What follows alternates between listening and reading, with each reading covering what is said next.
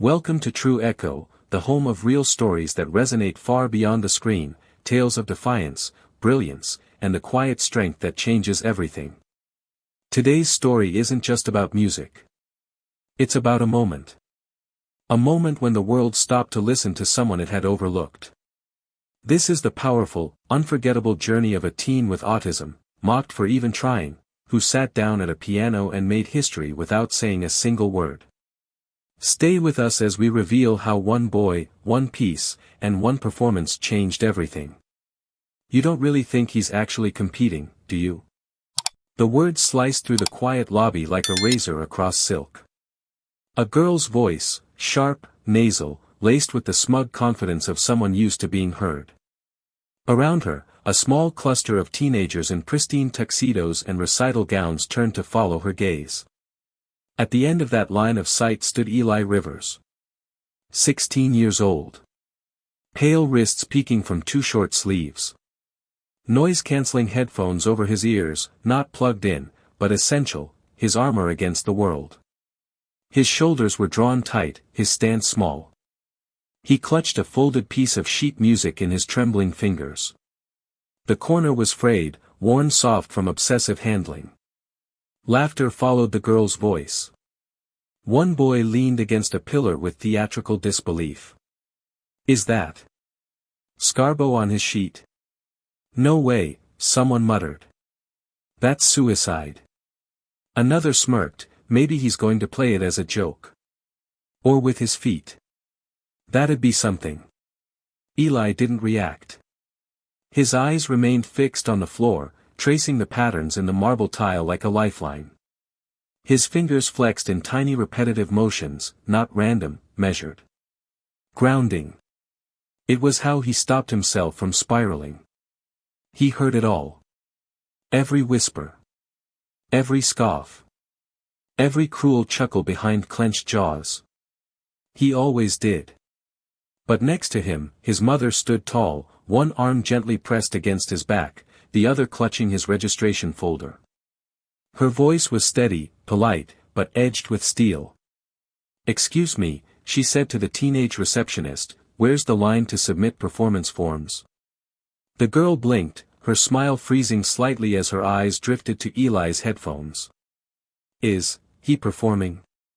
"Yes," his mother replied simply. "Eli Rivers. Solo performance category." There was a pause. The receptionist fumbled the clipboard. A judge walking past cast a sideways glance, the kind that wasn't meant to linger, but it did. "Ravel Scarbo," he murmured aloud, then shook his head as if dismissing the notion entirely. Eli's mother passed him the registration badge. "Contestant 117. He took it like it was glass. Fragile. Dangerous. He slid it into his pocket and nodded at her once, the signal. He was ready. Or at least he was willing. A small voice inside him wasn't so sure. The performance list was still open on the table. Eli hesitated. He reached for it and found his name. Last slot of the night. Beneath it, the piece, Maurice Ravel, Scarbo. He didn't read the other entries. He knew them already. Beethoven sonatas, Chopin nocturnes, Liszt flourishes. Elegant, impressive, but safe. Scarbo was something else. It wasn't music. It was myth. A piece so complex, so chaotic, even seasoned concert pianists feared it. A musical demon that demanded not just technical mastery, but madness. It was his grandmother's favorite. He could still hear her voice that day, soft and unwavering. She had played the piece for him on an old vinyl after his 12th birthday. "You'll know when it's time, Eli. When the world refuses to listen, that's when you play this. And when you do, don't just play it. Become it." She had passed 2 years later. But her words, like her music, never left him. They made their way through the conservatory, a cathedral of music and pressure. The ceilings arched high above like watching eyes. Hallways were lined with oil portraits of composers frozen mid-glare. From every corner came fragments of sound, scales, arpeggios, warm-ups blurred with nerves. Eli didn't enter the practice room. He couldn't. The noise, the chaos, the competition, it fractured him.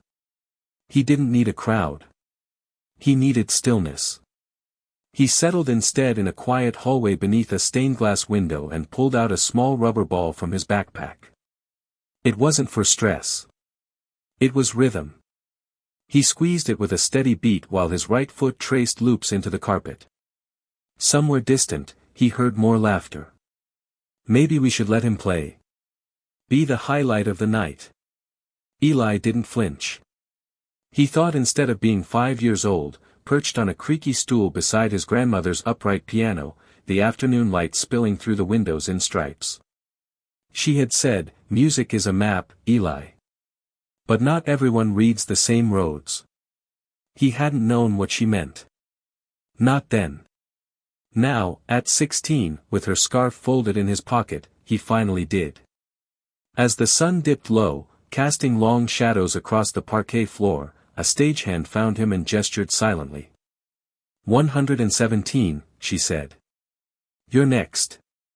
His mother squeezed his hand once. I'm in the front row, she whispered. Play for you. No one else. Eli walked down the hallway alone. His shoes tapped quietly against the floor, but in his head, he was already somewhere else, somewhere deeper. The curtain loomed like a wall of velvet night. Beyond it, an audience. Judges. Critics. Peers who thought he was a joke. And beyond all of them, Scarbo. He reached into his jacket pocket, touched the scarf, then breathed in, slowly, purposefully. The piano was waiting. And Eli was ready. The stage was nothing like the hallways. It wasn't loud. It wasn't cruel. It was, still. Not silent, there were always soft coughs, the rustle of programs, the shifting of someone trying to find a comfortable seat, but it felt sacred. Like a hush before a storm. Like a cathedral holding its breath. Eli stood behind the curtain, his shadow long in the dim blue backstage light. The stagehand gave him the nod, and suddenly the stillness cracked. You're up. The pianist before him was just exiting, a tall girl in a green gown who had played Chopin like she was born doing it. Her movements were fluid, her bow deep and confident. She caught Eli's eye as she passed. There was no smirk. No pity. Just a lingering glance. Then she was gone. Eli stepped forward. Every step across that polished wood floor echoed like thunder in his skull. He could feel the weight of every eye, hundreds of them, tracking his movements like searchlights. He didn't look up. He never did. The grand piano at center stage waited like a beast at rest. Black, glossy, powerful. It gleamed under the lights like it had been sharpened. He reached it and sat. His headphones were still on, long since dead, but still protective. The world was too sharp without them. He adjusted the bench. Just slightly. Hands hovering over the keys now. Then he stopped. 3 seconds. 4. A girl in the third row whispered, "Is he frozen?" But he wasn't. He was listening. Not to them. Not to the shuffling and sighing of the crowd. Not even to the gentle hum of the stage lights. He was listening inward. To something older, something fierce. Scarbo. The first note struck like lightning, high, sharp, precise, followed instantly by a crashing wave of cascading triplets that spilled down the keyboard like shattered glass. The audience jumped. Eli's hands moved with terrifying certainty. His left hand trembled low, trembling tremolos like something growling beneath the floorboards. His right hand flickered, fingers skipping and darting like candlelight in a storm. A judge gasped. Phones were lowered. This wasn't recital performance. This wasn't safe, clean, conservative playing. This was something else entirely. A controlled storm. He didn't glance at the crowd. Didn't seek approval. His eyes stayed locked to the keys. But his mind was somewhere else, lost in the folds of a soundscape so intricate, so dark and electric, that time itself warped. Scarbo was not melody. Scarbo was chaos tamed. And Eli had memorized every note with his bones. Behind the judge's table, an older man, the head judge, sat very still. His fingers, once poised to write, now dangled useless at his side. This piece, he muttered under his breath. He shouldn't be able to. But Eli could. And he was. The middle section arrived, that cruel fractured rhythm that even professionals approached with dread. Chords broke apart like glass, harmonies tangled like bramble, and time signatures twisted like a carnival ride gone wrong. Eli shifted on the bench. His wrist burned. The tempo pulled at him like it wanted him to fail. And yet, he didn't. He leaned into the storm. Not chasing perfection, chasing expression. Behind the curtain, one of the boys who had laughed earlier now stood stiff as stone, mouth parted. The girl who'd sneered in the lobby dropped her phone. A reporter in the back row, initially there to cover a different contestant, slowly began recording. Then came the silence. A single rest. Planned. Written into the score. But in the room, it felt eternal. Eli's hands hovered in the air. No one moved. And then, the final act. The climax of Scarbo was a descent into madness. Trills, repeated notes, octave leaps that would leave even the most disciplined hands shaking. Eli's didn't shake. It danced. Every motion was a whisper of defiance. Every phrase a scream buried in elegance. He wasn't just playing the notes, he was exorcising them.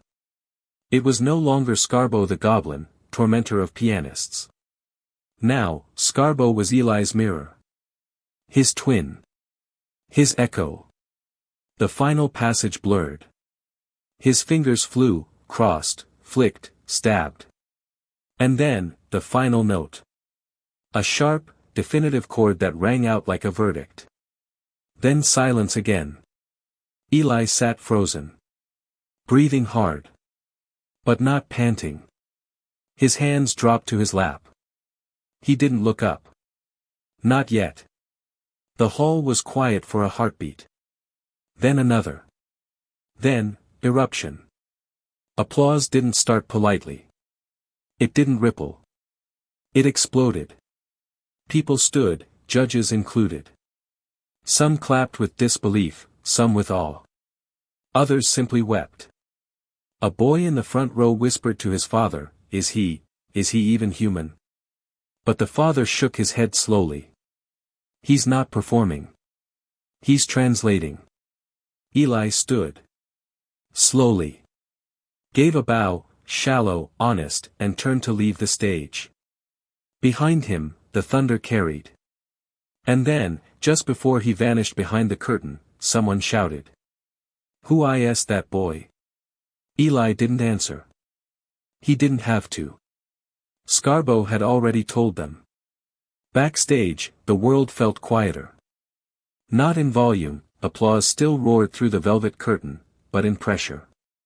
That unbearable weight, the tension that had knotted inside Eli since the moment he signed up for the competition, had broken like glass. He stood in the narrow hallway behind the wings, hands trembling. Not from fear. Not from exhaustion. They trembled like a struck bell, not in weakness, but resonance. He leaned against the wall and stared at the floorboards beneath him, his headphones still on. His breath was shallow, but steady. Controlled. There was a humming in his ribs, like music still echoing in his bones. A sound of footsteps came fast, light, familiar. His mother. She didn't speak immediately. Just came to him, wrapped her warm hands around his and held them. Her touch, grounding. He didn't look up. But he whispered, almost inaudible, did I make her proud? His mother knelt until their eyes met. She heard every note. Behind them, the applause was still fading, not abruptly, but like thunder moving into the distance. It had lasted a full minute longer than any previous performer.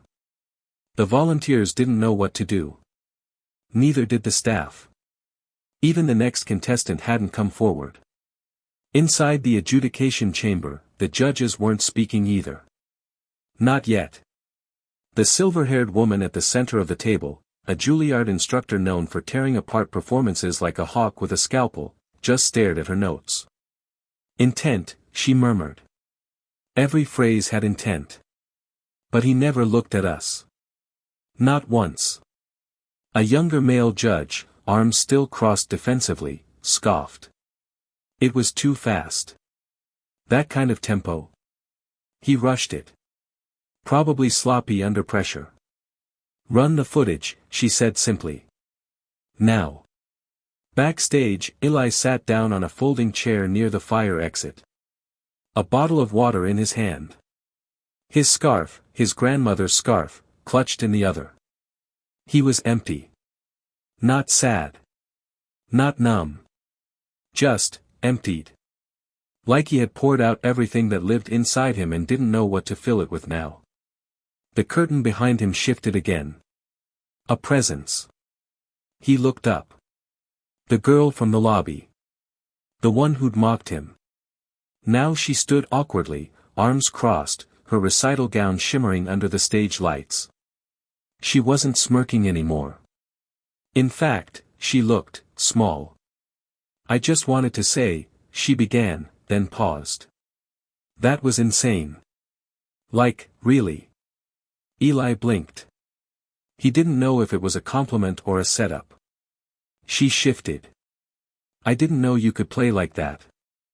I mean, that piece, no one touches Scarbo. Even my tutor says not to go near it. Silence. She looked like she expected him to respond. He didn't. Not because he was angry. He just didn't have anything to say. Anyway, she mumbled, backing away. Good job. She left. Eli didn't chase the moment. He didn't need to. It had already happened. Back in the judge's room, the footage was paused. The young judge leaned forward, studying the slow-motion replay. It was the final section, the impossible octave leap followed by the crossing trills. His brow furrowed. Then lifted. It was clean. Of course it was, the older woman said. You heard him, didn't you? The head judge, silent all evening, finally spoke. That boy didn't just win this competition, he said quietly. He transcended it. Meanwhile, Eli sat beside his mother in the now empty hallway, the badge with 117 still pinned to his chest. He didn't know any of this. Didn't know what the judges were saying. Didn't know that in the audience, a regional arts reporter was already scribbling a new headline. Silent genius brings down the house, autistic teen Scarbo stuns judges. He didn't know that. All he knew was the scarf in his pocket was warm. The water bottle was half empty. And for the first time in a long time, he wasn't afraid. That night, back at the hotel, the room was dim, lit only by a small amber lamp. The air smelled like lavender soap and old radiator coils. Eli sat on the bed fully clothed, still in his suit, shoes off, his fingers twitching softly, playing ghost notes into the air. The envelope from the head judge, unopened, sat on the desk. Across the room, his mother brought him a cup of chamomile tea and set it on the nightstand without a word. She didn't force conversation. She never did. She knew better. Eli stared at the ceiling. Replay after replay of the performance flickering across his mind.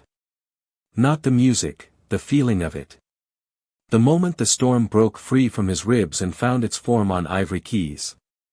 He couldn't explain it. It wasn't memory. It was transformation. Scarbo didn't haunt him anymore. He had become Scarbo, and come out the other side whole. And now? He wasn't sure who he was without the battle. He sat up slowly, crossed the room, and picked up the envelope. His name was on the front in printed serif. Contestant 117, Eli Rivers. He opened it. Inside, a single card. First place, Solo Performance Division. BF for a rendition that defied expectation, transcended technique, and spoke from the raw center of the soul. Eli stared. Then blinked. Then breathed. His mother stepped beside him, reading the words over his shoulder. He didn't look at her. But then he said something he hadn't said since the day his grandmother died. "I want to play again." His mother inhaled, sharp and quiet, the sound of a heart restarting. She nodded, her voice cracking with joy. "Then we'll find you a piano." Morning came gently, wrapped in gray. The city was still half asleep when Eli and his mother stepped out of the hotel lobby. The pavement was slick from an early drizzle, and mist curled around the street lamps like fading breath. They had hoped to slip out quietly. But the universe had other plans. The hotel receptionist looked up from her desk, eyes wide. Her voice cracked like a gasp, "That's him." She turned to someone just behind the counter. "That's the pianist. The boy from the video." Eli froze. His mother offered a soft smile, wary but kind. "Yes, he performed last night." The receptionist fumbled for her phone. "My sister sent me the clip. I didn't believe it. I watched it 3 times before my shift." She looked at Eli, not with judgment, not even amazement. Something more vulnerable. "I don't know anything about piano," she whispered. "But I cried." Eli didn't reply. He didn't need to. By the time they reached the sidewalk, 3 more people had stopped them. A bellhop. A delivery driver holding a box of croissants. A jogger with earbuds dangling. One woman touched her heart and said, "My daughter's autistic. You gave me hope." Eli's breathing quickened. His hands found the headphones around his neck and pulled them over his ears. Muffled is better. His mother leaned in. "You want to find somewhere quiet?" He nodded. They ducked into a small cafe down the block. Warm. Dim, walls the color of cinnamon. It smelled like espresso and dusted pastries. A sleepy jazz track played faintly in the background. It was early. Only a few booths were filled. They found a corner seat near the back, beside a chipped upright piano nestled into the wall like an old animal in hibernation. Eli stared at it. The wood was faded. A few keys were yellowing. One had a visible crack.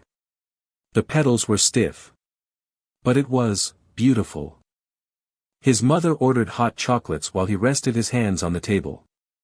When the barista brought the mugs, she set them down gently and smiled at Eli. "On the house," she said. "For the musician." He blinked. Still didn't speak. Then, slowly, he stood. His mother looked up. "Eli."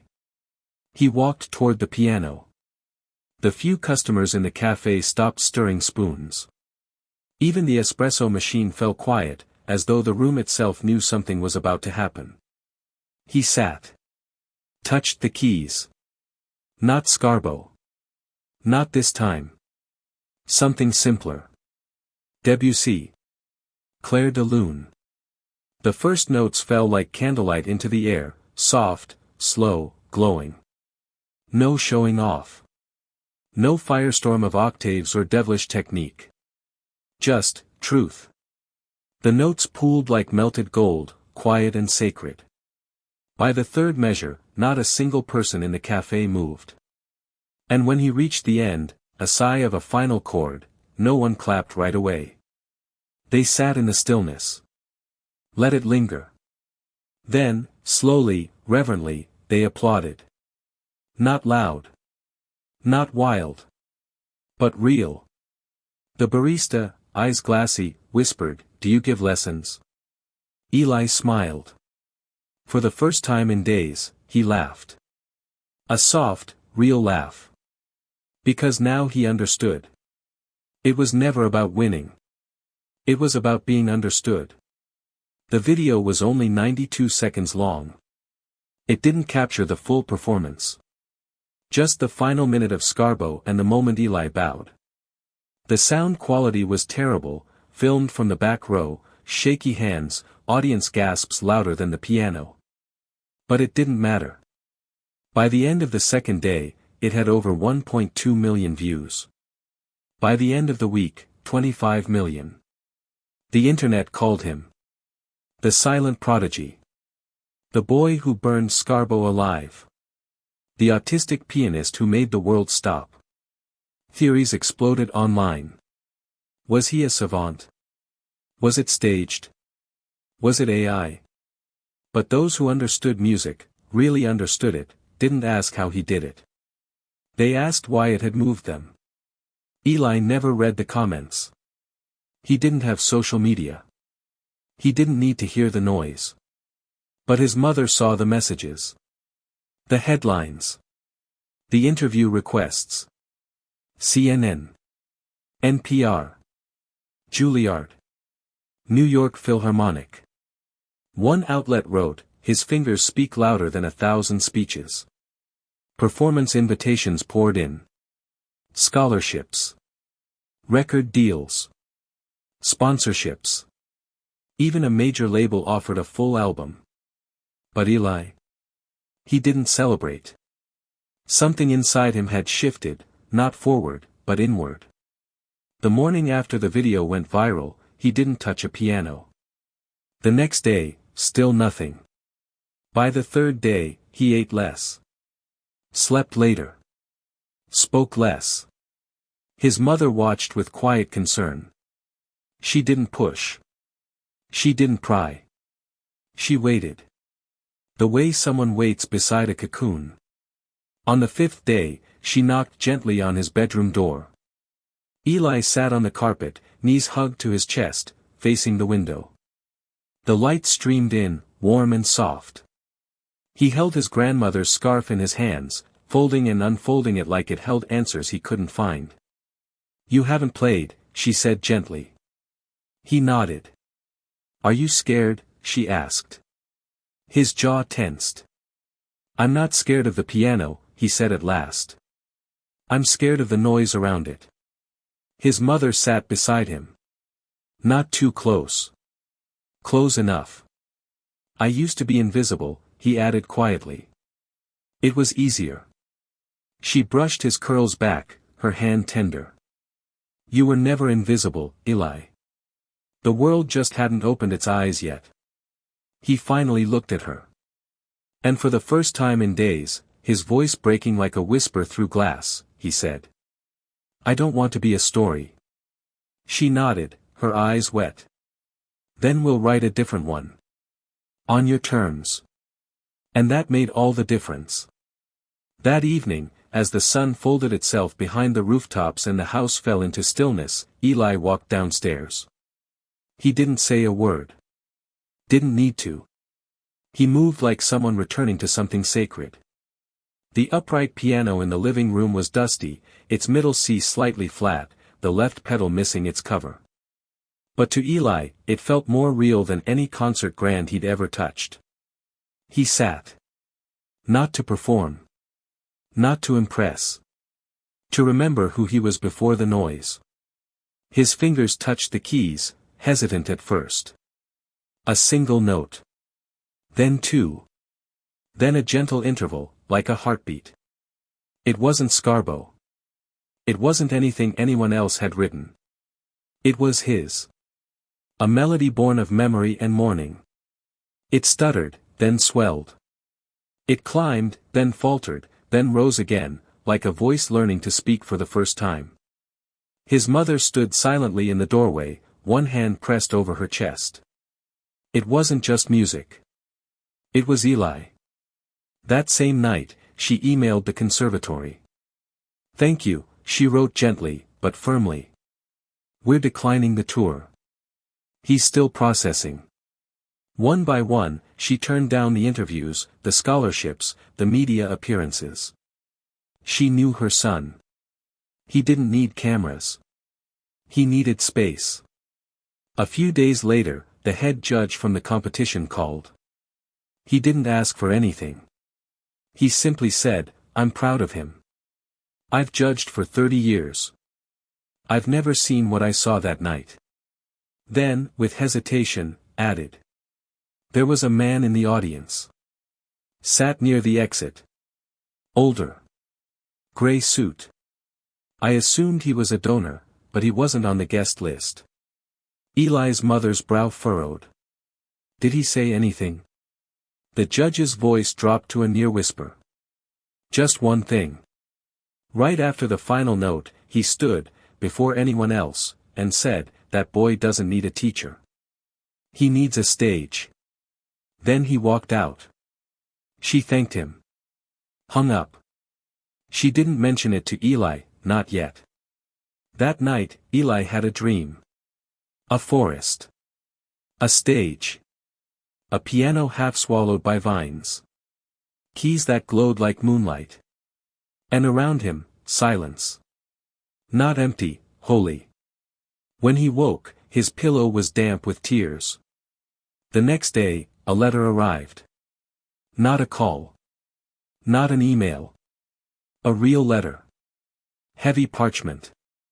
A wax seal. The return address was unfamiliar.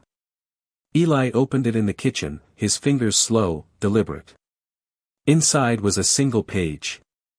We heard your voice. And we believe it belongs not in echoes, but in flight.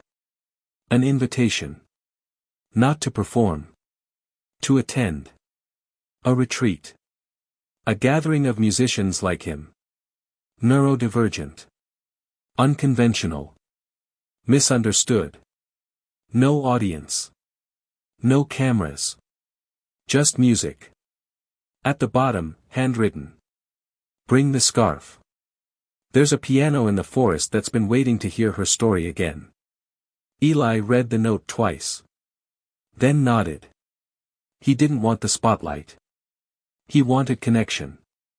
Not applause, understanding. The forest road curled beneath their car like a ribbon made of breath. Tall trees bowed above them, leaves whispering against the windows. Eli sat in the passenger seat, his fingers drumming a slow rhythm on his thigh. Tap, tap. Pause. Tap. He hadn't spoken in miles. But his mother could feel it, the question brewing. It came as they turned off the paved road onto a gravel path. Do you think there will be others like me? She smiled gently. I think there'll be people who speak your language. He looked down at his backpack, where the scarf was folded carefully beside his notebook. They passed an old wooden sign, half swallowed by ivy. Arden Hall, Hollow Pine Woods. The clearing opened before them like something out of a dream. Stone and wood, wrapped in moss and vine, a building that looked more like a memory than a place. On the porch stood a tall woman with silver-threaded braids and bare feet. Her shawl moved like water. Her voice was calm as breath. You must be Eli. He nodded, slow. I'm Mara, she said. We're very glad you came. Inside, the hall smelled of cedar and old books.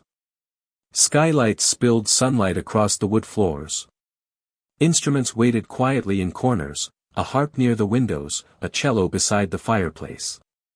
And in the center of the room, under a pool of light, a grand piano. It was old. Dark wood. The ivory worn smooth. Eli stepped closer. Let his fingers hover above the keys. Mara joined him. Her name is Ezra, she said.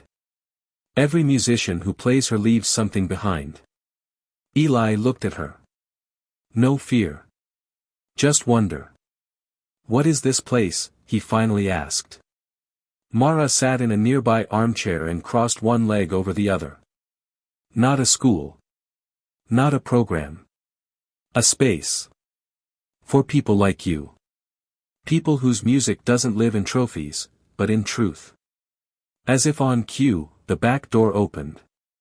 A boy shuffled in with a viola case and thick glasses. He didn't speak, just nodded shyly. That's Jonah, Mara said. He composes in his sleep. Doesn't remember it by morning. Then a girl peeked in, noise-canceling headphones glowing neon pink. Glitter-covered fingernails. She waved and vanished again. Ava, Mara smiled. She's non-speaking. But when she plays Mima, the world listens. Eli's posture eased. His breathing slowed. There were others. Others like him. That night, after dinner, served on mismatched plates at a long table with no forced conversation, Mara led Eli down a moonlit path into the woods. They entered a second clearing. At the center stood an upright piano. Sun-bleached. Crooked. Half swallowed by ivy. A bird's nest tucked beneath the lid. It shouldn't have worked. But it did. This is where your invitation was written, Mara said softly. By someone who heard your Scarbo, and understood what your grandmother meant. Eli stepped forward. Unfolded the scarf. Tied it around his wrist like a promise. He sat. Closed his eyes. And played. Not for the world. Not for Mara. Not for his mother watching from the shadows. For himself. The notes were raw. Uneven. Honest. Not perfect, present. When he finished, no one clapped. No one needed to. But Mara whispered through tears. I would have wept. And Eli, quiet, trembling Eli, smiled. For the first time, not because he had survived the storm. But because he had finally found the clearing. The next morning broke with soft mist rolling low across the forest floor, curling between the roots like silver thread. From the porch of Arden Hall, Eli stood barefoot, warm mug in hand, steam brushing against his face. His headphones rested around his neck, silent, unneeded. This place didn't demand noise. Here, silence wasn't isolation. It was sanctuary. The creaking of the floor behind him made him glance back. Jonah, the boy with tousled hair and mismatched socks, padded over, dark crescents beneath his eyes like moons that hadn't set. He didn't speak, just sat beside Eli cross-legged on the wooden porch and pulled a folded piece of paper from his hoodie pocket. He held it out, hesitant, like an offering. Eli unfolded it carefully. A hand-drawn music staff. 5 measures. Unfinished. Unpolished. Delicate pencil strokes that felt more like memories than composition. A question in musical form. Eli stared. Then stood and disappeared inside. Jonah didn't move. 3 minutes later, Eli returned with a mechanical pencil and a small notebook. He sat beside Jonah, read the bars again, and began to write beneath them, answering, not in words, but in breath and pulse and shape. A musical conversation. No words. Just instinct. That afternoon, they played it together in the main room. Jonah on his viola, Eli on Ezra, the grand piano. The melody was simple. Halting. Alive. Not perfect. But it breathed. Ava sat nearby, headphones glowing, eyes closed. Her fingers tapped against the rug like water dancing on stone. When the last note faded, the room didn't erupt. It exhaled. No one clapped. They didn't need to. Later, Jonah handed Eli a single red guitar pick. I collect these, he muttered, his voice rough like unused gravel. But I only give them to people who hear more than sound. Eli blinked. Tucked it into his pocket beside the scarf. Days passed like music, with no need for clocks. Some kids spoke in full sentences. Some in humming. Some didn't speak at all. One girl painted sheet music in watercolor, the notes floating like jellyfish. Another boy composed a rhythm using only sand and footsteps. And Eli? Eli watched. Listened. Then began to join. He played duets with Ava using hand drums and silence. He accompanied Jonah on slow, sad improvisations that sounded like stars falling into lakes. He taught a shy cellist how to turn a mistake into a motif. They didn't perform for each other. They witnessed. And the music that emerged, fragmented, strange, holy, wasn't for the world.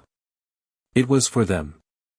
On the fifth evening, as sunlight draped gold across the treetops, Mara approached Eli while he was alone at the forest piano. "Someone is arriving tonight," she said. Eli looked up. Curious. "He asked for you by name." His brow furrowed. "He said he was there that night. At the competition. He's not press. Not a scout. Just someone who heard what you were really saying." Eli felt something stir, not fear exactly. Anticipation. That night, after dinner, he waited by the edge of the woods. The others gave him space. He stood still, turning Jonah's red pick in his fingers like a coin of luck. Then, a flashlight beam cut through the trees. A figure emerged. Tall. Early 60s. Weathered face. Simple clothes. No clipboard. No camera. But his eyes, sharp. Soft. Seeing. He paused a few feet from Eli, took in the clearing, the piano, the silence. Then spoke. "I knew your grandmother." Eli's breath caught in his throat. "She played for me once. A long time ago. I was a young pianist, chasing perfection, chasing fame. She stopped me dead with a single phrase. I didn't understand it then." He knelt beside the piano, brushed a hand across the weathered keys like greeting an old friend. "She told me, the best music doesn't come from the hands. It comes from the wounds." He looked up at Eli. "And I saw your wounds in Scarbo. But they didn't bleed. They sang." Eli's hands clenched softly at his sides. The man stood and pulled something from his coat. A vinyl record. No USB. No download code. Analog. "She recorded this for me. Before she passed. Asked me to keep it until I met someone who reminded me of her." He placed it gently in Eli's hands. "I think you know what to do." Then, without waiting for a reply, he turned and disappeared into the trees. No name. No title. Just a ghost of gratitude. That night, Eli sat by the fire in the grand hall. The old turntable crackled. Dust hissed like whispers. Then, music. Not a concert piece. Not even Scarbo. His grandmother, alive in sound, played something he had never heard. Soft. Broken. Beautiful. And halfway through, the motif appeared. A fragment of Scarbo. But transformed. No longer torment. No longer madness. Now it was grace. Eli pressed the scarf to his lips and cried. Not because he was in pain. Because he had finally heard what she'd been trying to say all along. The fire dimmed to ash behind him. But the music stayed. Curled in his chest like light in a lantern. By the time the fire in Arden Hall burned down to glowing embers, the building had fallen into a hush deeper than sleep. Not silence, not absence, but presence. Like the world was holding its breath with him. Eli sat cross-legged on the rug, the record player still spinning though the music had ended. His grandmother's final notes echoed in his chest like the fading rings of sound inside a cathedral. She had spoken to him, not in words, but in the only language they truly shared. Music. He rose quietly, the scarf draped around his shoulders like a second skin. He slipped outside barefoot, walking into the woods with no flashlight, no path, no fear. The moonlight guided him, silver and soft. The forest piano stood waiting in the clearing, half swallowed by ivy and time. But tonight, it didn't look like a relic. It looked like a gate. He sat. Placed his fingers gently on the keys. And began. The first note was low, ancient, a hum deep in the belly of the earth. Then another, dissonant, brushing up against the first like a scar against skin. What followed wasn't Scarbo. It wasn't Debussy. It wasn't anything anyone had ever taught him. It was his. A piece being born in real time.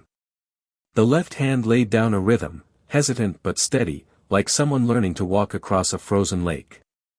The right hand flared, chords, flourishes, flickers of pain transformed into sound. Scarbo haunted the edges, but now, it didn't torment. It danced with him. He cried as he played, not from sorrow, but release. All the laughter. All the doubt. All the noise. It poured out of him like light from a cracked vessel. When the scarf slipped from his shoulder and landed across the keys, he didn't move it.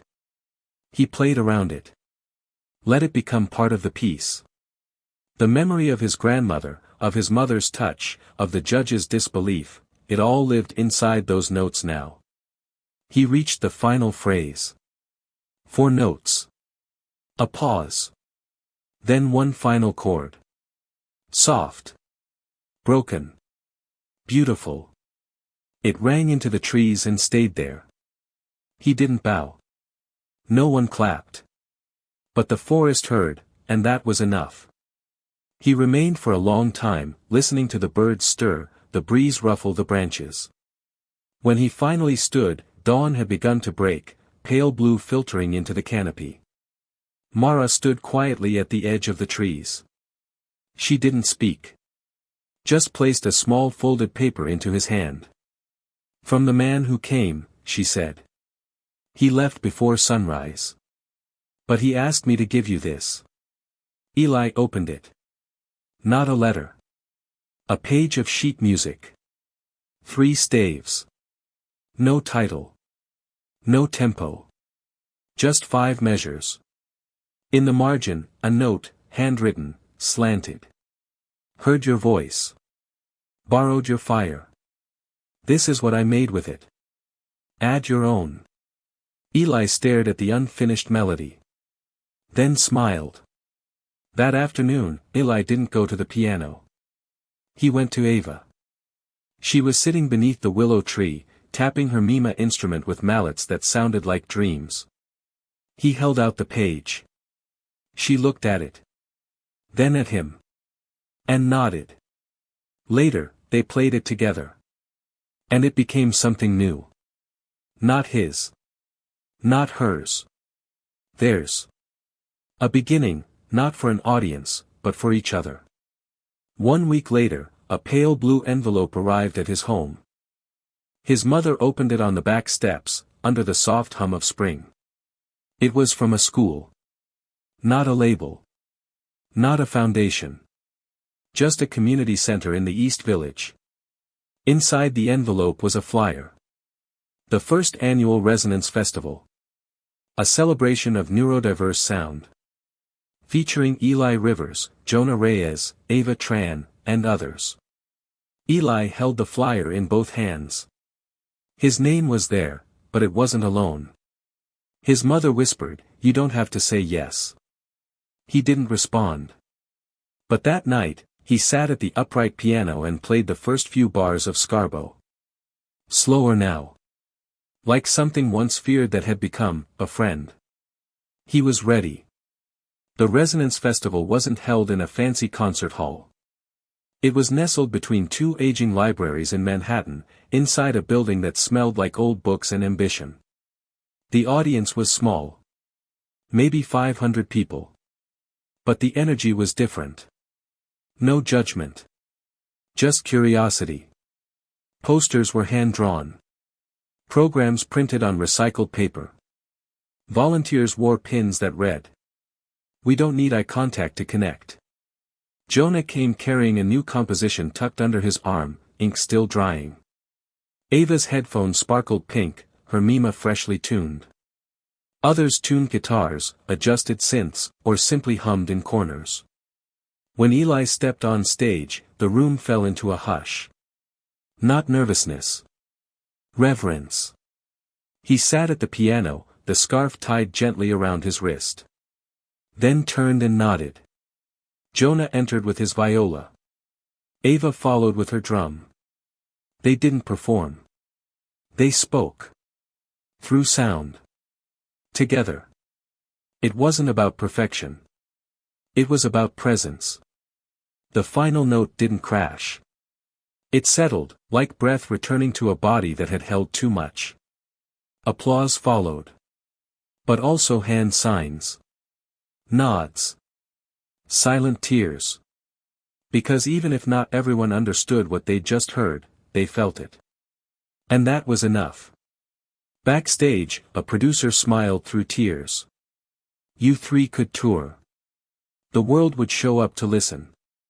Jonah shook his head. We're not chasing the world, he said simply.